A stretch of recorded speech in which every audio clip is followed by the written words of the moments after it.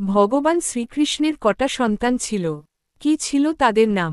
নমস্কার বন্ধুরা, অজানা গল্প চ্যানেলে আপনি কি জানেন ভগবান শ্রীকৃষ্ণের কটা সন্তান ছিল, কি ছিল তাদের নাম? যদি না জেনে থাকেন ভিডিওটা অবশ্যই দেখবেন।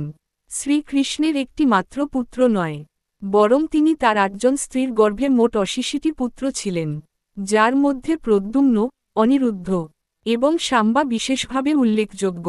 রুক্মিণী ছিলেন তার প্রথম স্ত্রী এবং জাম্ববতী ছিলেন তার দ্বিতীয় স্ত্রী, যার গর্ভে সাম্বা জন্মগ্রহণ করেন। প্রদ্যুম্ন, রুক্মিণী দেবীর গর্ভে প্রদ্যুম্ন জন্মগ্রহণ করেন এবং ইনি ছিলেন কৃষ্ণের প্রথম পুত্র, যিনি শ্রীকৃষ্ণেরই প্রতিরূপ ছিলেন। সাম্বা, জাম্ববতীর গর্ভে সাম্বার জন্ম হয়। মহাভারতে বর্ণিত এই চরিত্রটি যদু রাজবংশের পতনে প্রধান ভূমিকা পালন করেছিলেন।